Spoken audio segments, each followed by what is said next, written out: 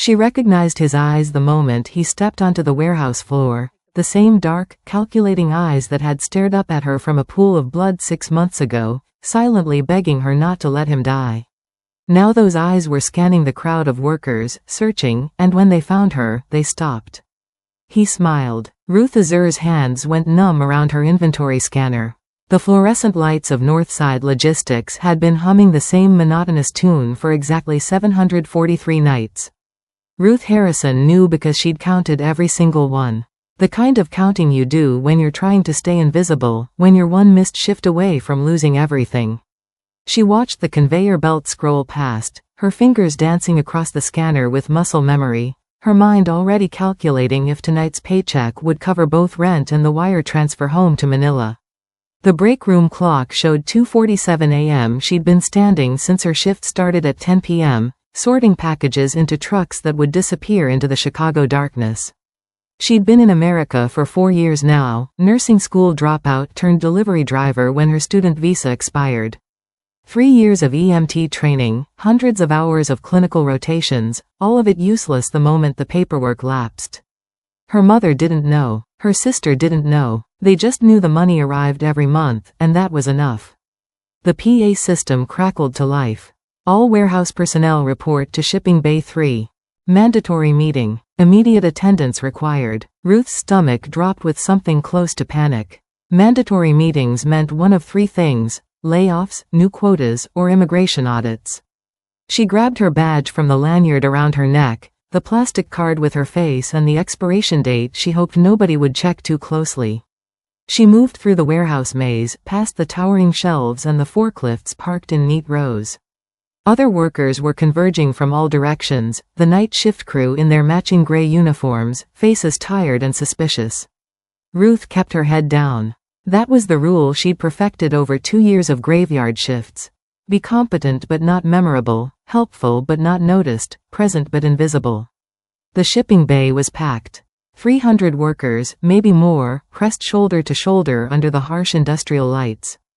The loading dock doors were closed against the December cold. Ruth positioned herself in the back, near the emergency exit. Always know where the doors are. That was another rule. Attention please. A voice boomed through the speakers. Management has an important announcement. A woman in a corporate pantsuit stepped onto a makeshift platform. I'm sure you've heard the rumors. I'm here to confirm them. Northside Logistics has been acquired. New ownership took effect at midnight. The crowd murmured. Ruth's pulse quickened. New ownership meant new systems, new audits, new scrutiny of employee documentation. She was already calculating escape routes, figuring out which temp agencies wouldn't ask too many questions when the woman continued. The new owner wanted to address you personally. Please welcome Ali Vent. The side door opened. A man stepped through, and Ruth's world tilted on its axis. Expensive suit, the kind that looked wrong in a warehouse. Sharp cheekbones, dark hair swept back, a face that belonged on magazine covers or corporate boardrooms. But Ruth wasn't seeing the polished exterior. She was seeing that same face gray with blood loss, slumped against a construction trailer wall, gasping for breath while she pressed her hands against bullet wounds and tried to remember everything her EMT instructors had taught her about field triage. 6 months ago, a delivery that should have been routine. A snowstorm that turned deadly. A man who should have died but didn't, because Ruth had made a choice that terrified her even now. She'd convinced herself it was a fever dream, a trauma-induced hallucination brought on by exhaustion and fear. She'd never reported it, never told anyone, just packed up her improvised medical supplies, left before the police arrived, and spent 6 months looking over her shoulder waiting for consequences that never came. Until now. Ali Vent stepped up to the microphone, and his eyes swept across the crowd. Professional, detached, the gaze of someone who owned things and expected them to perform. Ruth shrank back, pulling her hood up despite the warehouse heat, praying for the invisibility that had protected her for so long. His speech was corporate boilerplate. Commitment to workers, investment in infrastructure, exciting opportunities ahead. Ruth barely heard the words. Her hands were shaking. Her breath came shallow. She was already planning her exit, finish the shift, collect tonight's pay, never come back, when his gaze locked onto hers across 50 yards of concrete floor. Recognition flared in those dark eyes like a match striking in darkness. He stopped mid-sentence. The pause stretched long enough that people started shifting uncomfortably. Then Ollie smiled, the kind of smile that didn't reach his eyes, and pointed directly at Ruth. That woman. In the back. Gray uniform, hood up. 300 heads turned. Ruth's blood turned to ice. According to the employee roster. He consulted a tablet someone handed him. Ruth Azur. Step forward please. She couldn't move, couldn't breathe. This was it. The moment she'd been dreading. He was going to expose her, call the police, have her arrested for what? Saving his life? Ms. Azur, Ollie's voice carried across the bay, authoritative and final. Effective immediately, you're promoted. Warehouse operations manager. Report to HR in the morning for paperwork. The crowd erupted in shocked murmurs. Ruth stood frozen, her scanner clattering to the floor, as Ollie Vent's eyes held hers with an intensity that promised this was only the beginning. She'd saved a dying man in a construction trailer 6 months ago. She'd just discovered he was her new boss. And from the way he was looking at her, Ruth realized with growing dread that he remembered everything. Ruth Azur had learned to measure her life in wire transfers. Every 2 weeks, $847 left her account and landed in her mother's bank in Manila. Rent for the studio apartment her sister and mother shared. Tuition for her sister's nursing program. Medicine for her mother's blood pressure. The numbers were precise because they had to be. There was no margin for error when you were living on borrowed time with an expired F1 visa and a job that paid $16.50 an hour. She'd arrived in Chicago 4 years ago with a scholarship to Rush University, 2 suitcases, and dreams that felt inevitable.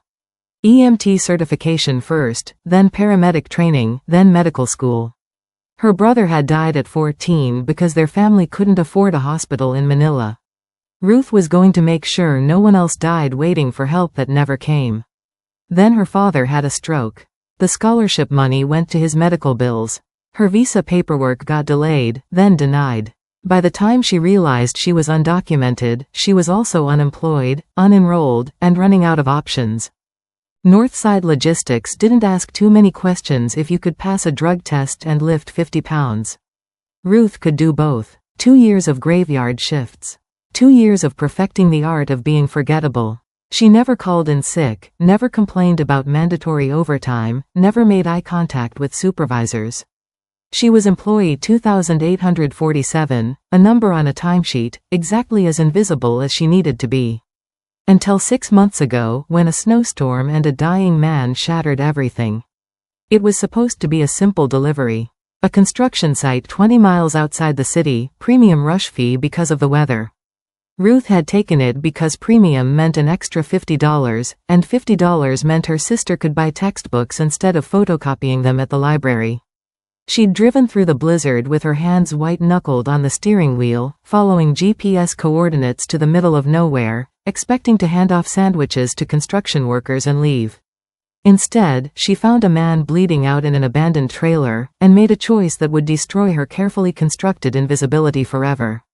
The construction trailer materialized through the whiteout like a ghost. Ruth had pulled off the road because she couldn't see 3 feet ahead, her van shuddering against wind gusts that threatened to flip it. The GPS still showed half a mile to the delivery address, but the storm had other plans. She grabbed the thermal bag and ran for shelter. The trailer door hung open.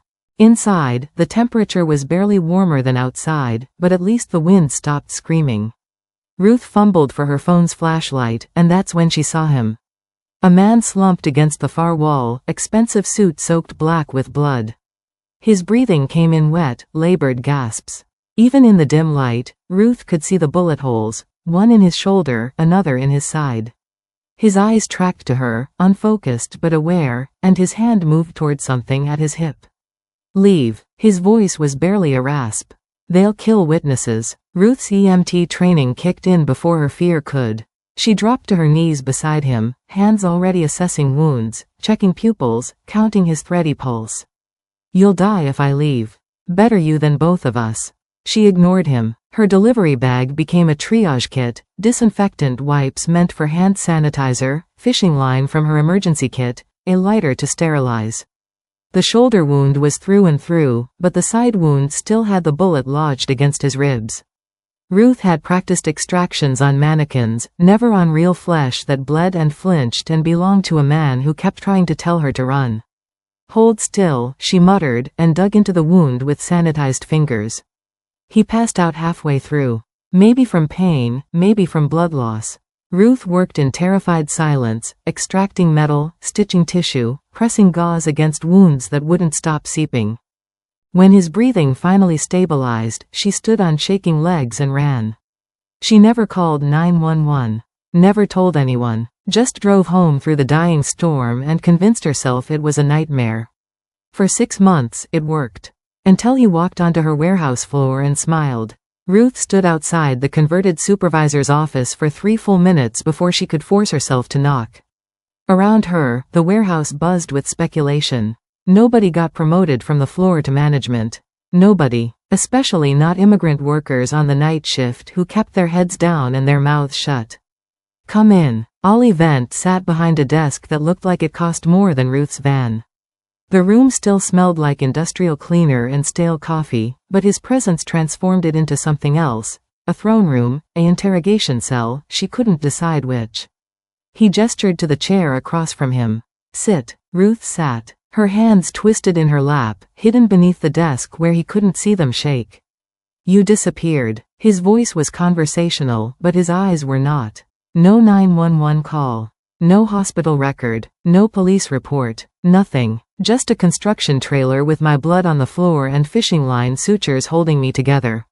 He leaned forward. "I've been searching for you for 6 months, Ruth Azur. That is your real name, isn't it?" The threat was implicit. He knew. About her visa, her status, everything that could destroy her with a single phone call. "Yes," she whispered. "Why did you run?" The truth spilled out before she could stop it. "I'm undocumented. My visa expired 2 years ago. If I called the police, if I went to a hospital, they'd deport me. My family depends on the money I send home. I couldn't." Her voice broke. "I couldn't risk it." Ollie studied her for a long moment. Then he slid a folder across the desk. "The promotion is real. Warehouse operations manager. Salary of $85,000 annually. Benefits, including legal consultation for immigration matters. You'll report directly to me." Ruth stared at the numbers on the contract. $85,000. More than triple what she made now. Enough to send her sister to medical school. Enough to move her mother out of that tiny apartment. Enough to change everything. "Why?" she asked. "Because you saved my life when you had every reason to leave me to die." His expression was unreadable. "I pay my debts, Ms. Azur. Always. What's the catch? I want you close. Where I can see you. Where I can protect you." He paused. "And where you can answer the question I've been asking myself for 6 months. Who sends an untrained civilian to save a dying stranger, and then vanishes like a ghost?" Ruth looked at the contract, at the number that represented salvation or damnation. She still couldn't tell which. Her hand reached for the pen. "I wasn't untrained," she said quietly. "I had 3 years of EMT certification before my visa expired." "Then you're exactly who I need." Ollie's smile was sharp. "Sign the contract, Ruth. Let's see what else you're capable of." She signed, and felt the trap close around her with the soft click of expensive pen on paper. Ruth's new office had windows that overlooked the entire warehouse floor. She'd spent 2 years as a number on that floor, and now she watched it from above like some kind of corporate surveillance god. The irony wasn't lost on her. The promotion came with a laptop, 2 monitors, and access to systems she'd never known existed. Shipping manifests dating back 5 years. Security camera feeds from every angle of the warehouse. Financial records that made her former EMT student brain hurt trying to parse. It took her 3 days to notice the irregularities.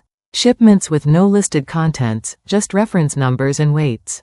Trucks that arrived at 3 a.m. with executive override, no inspection, stamped across their manifests. Containers flagged for immediate release despite customs holds. Payment processing that routed through shell companies in Delaware, the Caymans, Panama. Ruth had grown up poor, not stupid. She knew what money laundering looked like, even if she'd only seen it in crime documentaries her sister binged on Netflix. "You're frowning at the screen." That's never good. Ruth looked up to find a woman in her 30s leaning against the doorframe.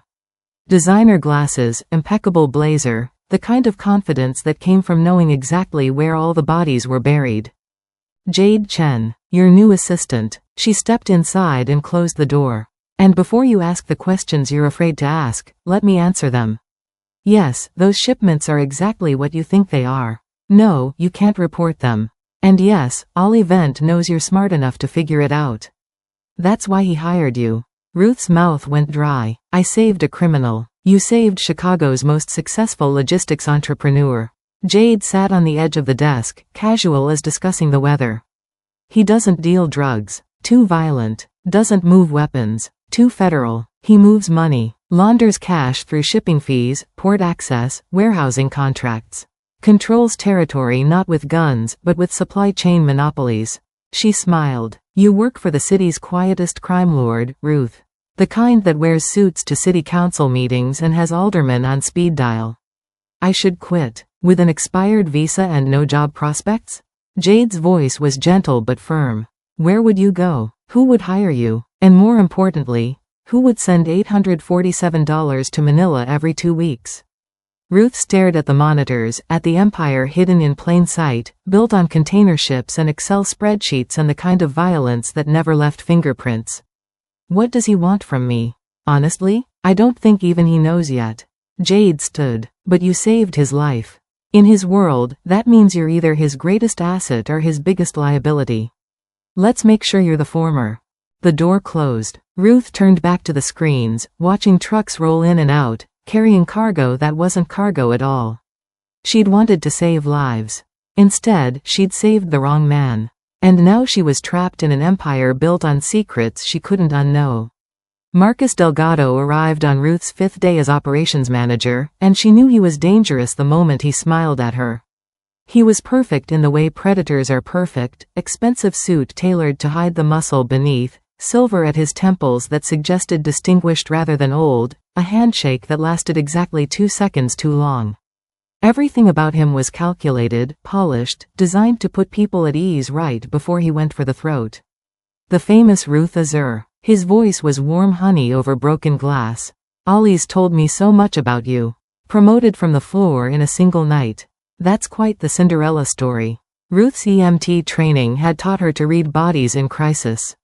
Marcus's body language screamed controlled violence. The way he stood too close, the way his eyes catalogued exits, the slight bulge under his left arm that meant he was carrying. This wasn't a businessman. This was something wearing a business suit. I'm just doing my job, Ruth said carefully. Of course you are. Marcus glanced around her office with the proprietary air of someone who'd expected to own it. Client relations can be challenging.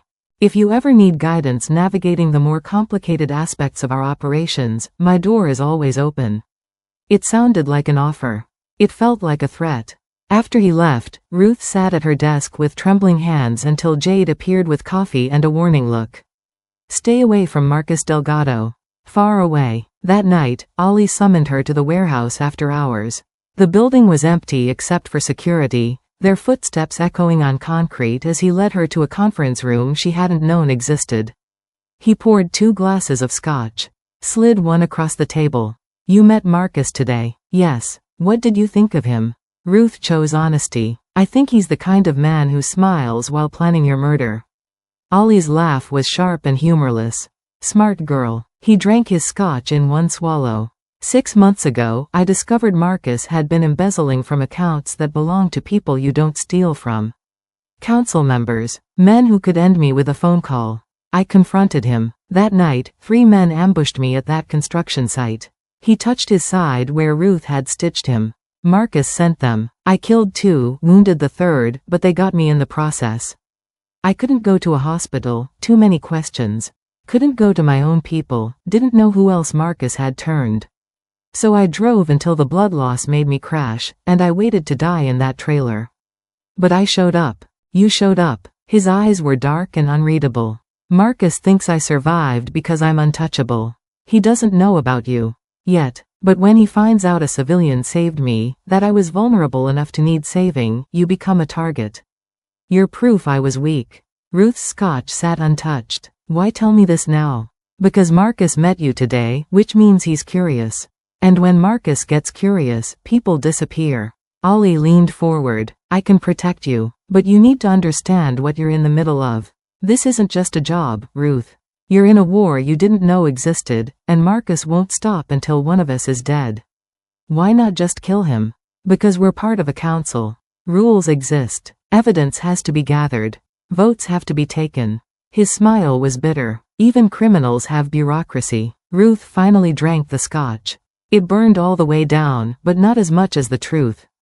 She'd saved a crime lord's life. Now she was caught between him and the man trying to take his throne. And somewhere in the last 5 days, running had stopped being an option.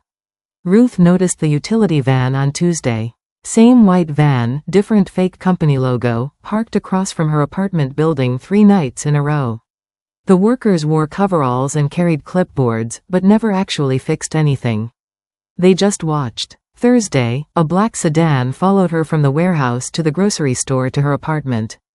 It stayed 3 cars back, professional and patient, the kind of tail that didn't care if you noticed because the message was the point. We know where you are. Friday, Ruth walked into her building and found a man installing cameras in the hallway. He smiled at her. Upgraded security, ma'am. Building manager approved it. Her building manager was 70 years old and could barely approve his own medication refills. Ruth went straight to the warehouse, bypassing her apartment, and stormed into Ollie's office without knocking. He was on the phone, but took one look at her face and ended the call. I'm being followed, she said. Watched. There are cameras in my hallway that weren't there yesterday and a van outside my building that hasn't moved in 3 days. I know. Ollie's voice was calm. Too calm. Half of them are mine. Ruth's hands curled into fists. You're spying on me? I'm protecting you. He stood, moved around the desk. The van and the hallway cameras are my people. The sedan that followed you yesterday was not. The words hit like ice water. Marcus's intelligence network identified you through employment records. HR flagged the unusual promotion, the salary jump, the direct reporting line to me. He's been digging into your background for 4 days. Ollie pulled up surveillance footage on his monitor. This is from 2 hours ago. Marcus's lieutenant doing reconnaissance outside your apartment. Ruth watched a man photograph her building, her floor, her window. The scotch from the other night threatened to come back up. How long until he moves on me? Days. Maybe less. Ollie closed the laptop. Which is why you have a choice to make. I can set you up in a secured apartment downtown, full security detail, deeper involvement in operations so you're under my protection officially. Or I can give you $100,000 cash and help you disappear, new city, new identity, enough money to start over. Ruth had spent 6 months convinced she'd dreamed the construction trailer. 2 years convinced invisibility was safety. Her entire life convinced running was survival. She looked at Ollie, at the man she'd saved who'd become her dangerous employer, her unlikely protector, the center of a storm she couldn't escape. And she realized something that should have terrified her but instead felt like clarity. She was tired of running. Tired of being afraid. Tired of making herself small and hoping the world wouldn't notice her. The secured apartment, Ruth heard herself say. I'm not running anymore. Ollie studied her for a long moment. Something shifted in his expression, surprise, maybe, or respect. You understand what you're choosing? Once you're officially under my protection, you're declaring a side in this war. Marcus will see you as my ally. There's no going back. I stopped being invisible the moment I walked into that trailer. Ruth's voice was steadier than she felt. If I'm going to be a target either way, I'd rather be one with power than one running scared in some new city, looking over my shoulder forever. You'll need training, security protocols, how to spot threats, how to move in my world. Then teach me. A slow smile crossed Ollie's face, and for the first time since she'd met him, it looked genuine. Jade was right about you. You're either the smartest person I've ever met or the most reckless. Maybe both. Ruth surprised herself with her own smile. When do we start? Tonight. Pack what matters. My people will move you before sunrise. Everything else is already in motion. He extended his hand. Welcome to the real game, Ruth Azur. Try not to die. She shook his hand and felt the last threads of her old life dissolve. The invisible girl was gone. Whatever came next would be something entirely new. And terrifying as it was, Ruth realized she was ready. The warehouse emptied at 1 a.m., 2 hours before shift end. System maintenance, the announcement said. Mandatory evacuation for electrical work. Ruth watched 300 workers file out, confusion on their faces, and felt her instincts scream wrong. Jade appeared at her office door, breathless. That maintenance order is fake. I didn't authorize it. Get out, now. But Ruth was already moving toward the loading dock exit when she saw them. 3 men in dark clothes, not rushing, not hiding. They knew she was alone. Ruth Azur. The lead man's voice echoed across the empty space. Mr. Delgado wants to meet the woman who made our boss sentimental. We're here to extend his invitation. Ruth ran. 2 years of graveyard shifts meant she knew every shortcut, every blind corner, every place the cameras couldn't see. She dove into the maze of shelving units, hearing boots thunder behind her. Her mind raced through options. The emergency exits were too far. Her phone was in her office. She had nothing but the warehouse itself. A hand grabbed her jacket. Ruth spun, slamming a pallet jack handle into his knee with everything she had. The crack was audible. He went down screaming. The second man came from the side. Ruth's fingers found a box cutter on a nearby shelf, the kind warehouse workers used to slice through packing tape. She slashed across his reaching hands, felt warm blood spray, didn't stop to think about it. The third man tackled her from behind. They hit concrete hard, Ruth's head ringing, his weight crushing. She groped desperately, fingers closing around a fire extinguisher bracket. She twisted, sprayed foam directly into his eyes at point-blank range, then brought the metal canister down on his temple when he recoiled. He dropped. Ruth stood over him, breathing like she'd run a marathon, covered in blood that wasn't hers, when lights flooded the warehouse. Ollie burst through the loading dock door with 6 security team members, guns drawn, faces set for violence. They stopped, stared at Ruth standing over 3 unconscious men, fire extinguisher still in her white-knuckled grip. Ollie's expression shifted from fear to something else entirely. Jesus Christ, Ruth. She dropped the extinguisher. Her hands were shaking now, adrenaline crashing. I triggered the motion sensors. I knew you'd come. He crossed to her, ignoring his men securing the attackers. You're bleeding. It's not mine. Her voice sounded distant, disconnected. They said Marcus wanted to meet me. I didn't want to go. Ollie pulled off his jacket, wrapped it around her shoulders. When he looked at her, it wasn't with pity or horror. It was with the recognition of seeing someone truly for the first time. Where did you learn to fight like that? Manila. Ruth's laugh was slightly unhinged. You don't grow up poor in that city without learning how to survive. They sat in Ollie's office while his security team cleaned up the loading dock. Police sirens wailed in the distance, then faded. Convenient how emergencies got rerouted when you owned half the dispatch operators in the city. Marcus's men were gone. Ruth didn't ask where. Some questions were better left unspoken. Ollie poured 2 scotches. His hands were steady. Ruth's were still shaking. 8 months, he said quietly. That's how long Marcus and I have been at war. The council, the organization that oversees Chicago's underworld operations, demanded we resolve it without bloodshed. Bad for business. Bad for everyone's bottom line. He drank. So we've been playing a cold war. Intelligence gathering. Resource hoarding. Turning each other's people. Tonight, Marcus escalated. Because of me. Because you're proof I was vulnerable. That I needed saving. Ollie's voice was flat, factual. In my world, vulnerability is death. Marcus will use you to discredit me with the council, prove I'm weak, take everything I've built. Ruth's head was still ringing from hitting concrete. Her knuckles were split from the fire extinguisher. She should be terrified. Instead, she felt oddly calm, like she'd finally stopped pretending to be someone she wasn't. What happens if I stay? You become part of this. Not as a victim I'm protecting. As someone I trust. He met her eyes. I have money, power, connections that can solve almost any problem. But the one thing I haven't had since I was 23 is someone who saved my life expecting nothing in return. Everyone in my world wants something.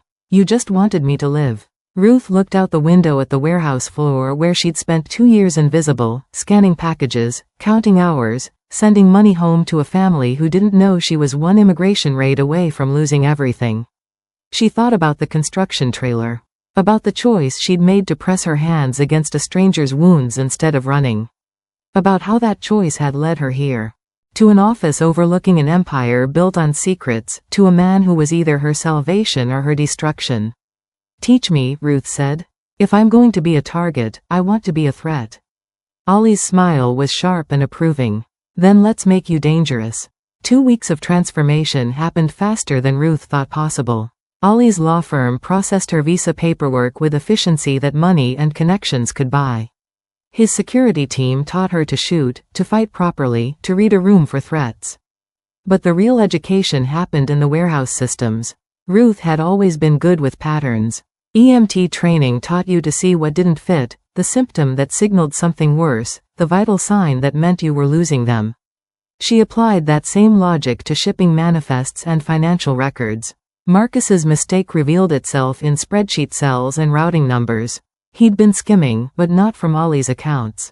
He'd been stealing from shell companies that belonged to council members, the very men who demanded this war stay cold. Small amounts, carefully hidden, but Ruth had spent 2 years scanning barcodes. She knew how to spot patterns in chaos. She brought the evidence to Ollie at midnight. Printed documentation, digital trails, amounts that added up to $2.3 million stolen from people you didn't steal from. "This ends him," Ollie said, reading through the pages. "Let me deliver it." Ruth's voice was steady. "Not you. An outsider they don't expect. A civilian who stumbled onto irregularities during routine operations review. We prove Marcus is the problem, not you." The council met in a private room at a downtown steakhouse that probably laundered more money than it served beef. Ruth walked in wearing a suit Jade had picked out, carrying a briefcase, looking like exactly what she was. Someone who didn't belong in this world but refused to leave it. 12 men in expensive suits. Ollie at one end of the table. Marcus at the other, smiling like he'd already won. Ruth set the briefcase down and began presenting evidence like she was defending a thesis. Numbers, routing codes, shell company registrations. Every stolen dollar traced back to Marcus's accounts. The elder council member, silver-haired, dead-eyed, studied the documents for 5 long minutes. Then he looked at Marcus with the expression of a man deciding someone's fate. "Exile. Effective immediately. You have 24 hours to leave Chicago." Marcus's face went white. "This is a setup. She's Ollie's. She's a warehouse operations manager who found financial irregularities and reported them. Which is more than your people did." The elder turned to Ollie. "Your guardian angel has teeth. Don't waste her." Ruth walked out of that restaurant beside Ollie, and she knew nothing would ever be the same. 3 months after the council meeting, Ruth stood in her corner office on the 4th floor of Northside Logistics and barely recognized the woman she'd been. The warehouse sprawled below her like a kingdom she'd inherited through blood and choice. Workers moved through their shifts, day crew now, not the graveyard shift she'd worked for 2 years. She'd promoted 3 of them last week. 2 more had their immigration paperwork being processed through Ollie's lawyers. Ruth remembered what invisibility felt like. She made sure her people didn't have to live that way. Her phone buzzed. A text from Manila. Her sister had been accepted to nursing school, the good one, the one with the clinical rotations at proper hospitals. Her mother had sent a photo of the new house, small but solid, with a garden and actual bedrooms. The wire transfers Ruth sent now were 4 times what they'd been. Her family thought she'd gotten a corporate promotion. They weren't entirely wrong. "You're smiling. That's dangerous." Ruth turned to find Ollie leaning against her doorframe, coffee in hand, looking more relaxed than she'd ever seen him. 3 months since Marcus's exile, and the peace held. The council was satisfied. Business was good. "My sister got into nursing school. The one you dropped out of to save me." He walked to the window, stood beside her. "Do you regret it? That night in the trailer?" Ruth looked down at the loading dock where Marcus's men had ambushed her. At the rows of shelving where she'd fought with a fire extinguisher and a box cutter. At the employee entrance where she'd swiped her badge 743 times as invisible worker 2847. "I spent 2 years making myself invisible," she said quietly. "Smaller, quieter, hoping the world wouldn't notice me long enough to deport me. I thought that was survival." She met his eyes. "I'm done disappearing." Her official title was Chief Operations Officer. Her unofficial role was the personal event consulted before making any major decision. She sat in council meetings now, the only woman at tables full of dangerous men, and they listened when she spoke. Not because she carried a gun, she didn't. Not because she knew how to fight, though she did now. They listened because she'd walked into a construction trailer and saved a dying man when logic said to run. Because she'd faced down Marcus's ambush with improvised weapons and survived. Because she'd destroyed a traitor with spreadsheets and pattern recognition. Because the most dangerous man in Chicago trusted her absolutely, and that trust made her untouchable. Jade's been teaching me about the port operations, Ruth said. I think we have inefficiencies in the container routing. I want to restructure it. Ollie's smile was genuine. You're terrifying, you know that? Good. Ruth turned back to her screens, to the empire hidden in plain sight, to the life she'd chosen over safety. I'd rather be terrifying than invisible. She wasn't the frightened delivery driver anymore. She wasn't the undocumented immigrant hiding in a warehouse graveyard shift. She was Ruth Azur, the woman who'd saved a crime lord's life and stepped into power she'd never imagined possible. And she had no intention of ever going back. The warehouse hummed below. The city spread beyond the windows. And Ruth stood in the center of it all, finally, completely visible and utterly unafraid.